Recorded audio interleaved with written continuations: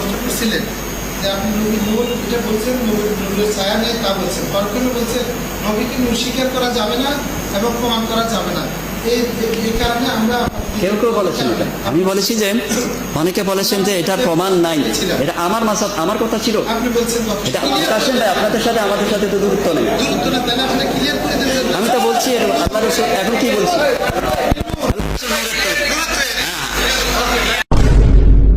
বর্তমানে অনেক বেদাতপন্থী দল বের হয়েছে। তারা মিলাদকে বেদাত বলে, তারা রাসূলের উসিলাকে বেদাত বলে, তারা রাসূলের রওজা মুবারককে রওজা মুবারক বলা যাবে না, সেটা কি মনে করে, জায়েজ মনে করে না। রাসূলের উসিলা দিয়ে দোয়া করাকে তারা সম্পূর্ণভাবে শিরক বলে, শুধু নাজায়েজ না, রাসূলের উসিলা কি বলে, কি শিরক। অনুরূপভাবে পীর মুরিদি, আমরা যে পীরের হাতে বায়াত হয়ে আমাদের ওজিফার আগে আমরা বলে থাকি আমার কলব, হ্যাঁ, পীর সাহেবের কলবের প্রতি মোতাওয়াজ্জহ আছে, পীর সাহেবের কলবের উসিলায় আল্লাহ পাকের আরশে মুআল্লার প্রতি মোতাওয়াজ্জহ আছে। আল্লাহ পাকের পক্ষ থেকে সিস্তিয়া বা কাদেরিয়া তরিকার নিসবত অনুযায়ী যে আল্লাহ পাকের পক্ষ থেকে নফিজ বা জিকিরের ফায়েজ আমার কলবে আসে, আল্লাহ পাকের নূর মালুম হয়। তারা বলে এই জাতীয় কোন রকম নিসবত করা, উসিলা করা, এটাকে তারা বলে কি শিরক।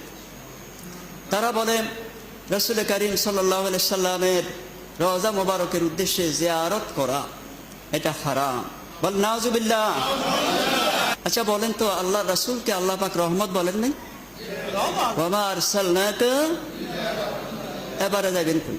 এখন আল্লাহর রহমত দিয়ে দোয়া করলে জায়েজ হয়, রাসূল আল্লাহর রহমত কোরআনে বলে, রাসূলের নাম দিয়ে দোয়া করলে কি তারা বলে এটা কি শিরক? পীর মুরিদি, পীরের উসিলায় বায়াত করা, কোরআন শরীফে বহু জায়গায় বায়াতের কথা আছে। বায়াত আলাল জিহাদ, বায়াত আলাল ইসলাম, বায়াত আলাল ইতাআহ। বায়াত কোন মুরিদ যদি কোনো মানুষ যদি জামানার ইমামের হাতে বায়াত না হয়, মাম্মাতা, যে ব্যক্তি মৃত্যুবরণ করলো কিন্তু সেই ব্যক্তি কোনো ইমামের হাতে অথবা কোনো আমিরের হাতে বায়াত গ্রহণ করে নাই, ফাকাদ মাতা মেতাতিল জাহিলিয়া, সে জাহিলি যুগের মৃত্যুবরণ করেছে। হাদিস, আল্লাহ রাসূল বলেছেন যে আল কবরু রাওদাতুম মিন রিয়াদিল জান্নাহ আও হুফরাতুম মিন হুফারিন নিরান। সহিহ হাদিস। আল্লাহ রাসূল বলেছেন মুমিনের কবর, কার কবর? রাসূলের কবরকে রওজা বলা যাবে না, অথচ আল্লাহর রাসূল মুমিন মানুষের কবরকে বলেছেন এটা রাওদাতুম মিন রিয়াদিল জান্নাহ, এটা জান্নাতের কি একটা বাগান।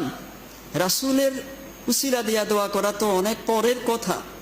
হযরত ওমর দোয়া করতেছেন, আল্লাহ রাব্বুল আলামিন, আল্লাহ তাআলা রাসূলের চাচা আব্বাস আমাদের মধ্যে আছেন, আব্বাসের উসিলায় দোয়া কবুল করেন। কি বলে?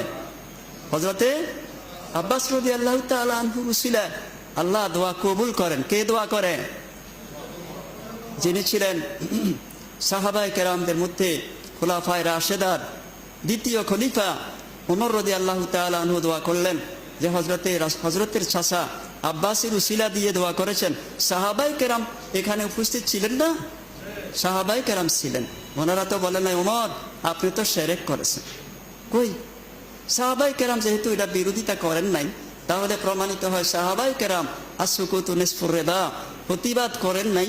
সুতরাং এটা সকল সাহাবায়ে কেরামের আকীদা হলো কোন ব্যক্তির উসিলা দিয়ে, নেক আমলের উসিলা দিয়ে, এবং কোন নবী, কোন বুজুর্গ ব্যক্তি দুনিয়াতে আসেন বা নাই, দুনিয়াতে আসেন বা নাই, দুনিয়াতে এখন আসেন অথবা ইন্তেকাল করেছেন, ওলির উসিলা দিয়ে, নেক আমলের উসিলা দিয়ে, আল্লাহর নবীদের যে কোনো নবীদের উসিলা দিয়ে কি করা যাবে?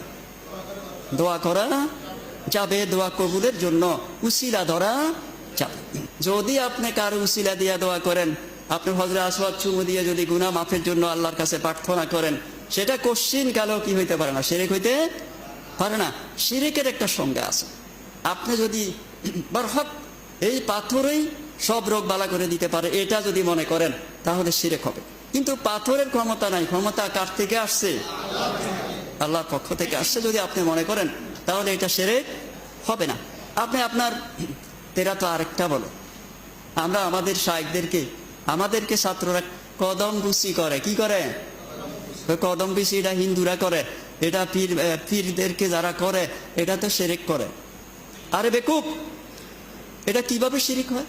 শিরিকের একটা সংজ্ঞা আছে। যদি আপনি তাকে খোদা জ্ঞান করেন, যে খোদার সমান, খোদা সমতুল্য ক্ষমতা তার আছে, এই মনে করে যদি আপনি তাকে কদম বুসি করেন, তা সে আপনার কি করতে পারে? তার ক্ষমতা, তার নিজস্ব পাওয়ারে সে আপনাকে মেরে ফেলতে পারে, আপনার রিজিক দিতে পারে, আপনাকে ছেলে দিতে পারে, আপনাকে নিঃসন্তানকে, দম্পতিকে সন্তান দিতে পারে, আপনার রোগ সে নিজে স্বয়ংক্রিয়ভাবে ভালো করে দিতে পারে। এইরকম ধারণা করে যদি আপনি পীরের কাছে যান, শিরক। কিন্তু আপনি যদি মনে করেন পীরের দোয়ায় আমার অসুখটা ভালো হবে, এটা কার দিকে গেল? আরে আল্লাহর দিকে না। আল্লাহর দিকে যদি যায়, এটা কি শিরিক হয়ে যাবে? সারসিনা হুজুর, সারসিনা মরহুম হুজুর, দাদা হুজুর জেনা নেসারউদ্দিন রহমতুল্লাহ আলাই, হজরতে আবু জাফর মোহাম্মদ সাল্লাহ রহমতুল্লাহ আলাই, ওনাদের তত্ত্বাবধানে লেখা হয়েছিল মুস্তফা হামিদ সাহেবের এই কেতাব। এই কেতাবে বলেছেন রাসূল কারীম সাল্লাল্লাহু আলাইহি ওয়াসাল্লাম কিসের সৃষ্টি? নূরের সৃষ্টি। তার মধ্যে ওনারা একটু ব্যাখ্যা দিয়েছেন। আমার যে ভাইয়েরা এই বিষয়ে আপনাদের জানা প্রয়োজন, আপনারা এই বইটা নেবেন, নিয়ে দেখবেন আপনাদের সাথে আমাদের কোনো দ্বন্দ্ব নাই। দেখবেন এখানে আহলুস সুন্নাত ওয়াল জামাতের সাথে কোথাও কোনো মুনাজারা হয়েছে, টক্কর হয়েছে, আমার এই বয়সে আমি শুনি নাই। কথা বুঝে আসছে? আমাদের সাথে এই মুনাজের, উনি ছিলেন বাংলার শ্রেষ্ঠ একজন মুনাজের, মুফতি ছিলেন মুস্তফা হামিদি সাহেব।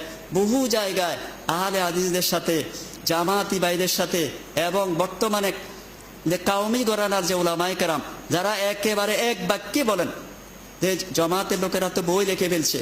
একদিন আমাকে দেখাইতে আছে আব্বা, এই দেখ, যে উনি তো লিখেই ফেলছেন, মানে উনি জামাতের এক মুরব্বী, উনি লিখেছেন মুহাম্মদ সাল্লাল্লাহু আলাইহি সাল্লাম আমাদের মতো মাটির মানুষ ছিলেন।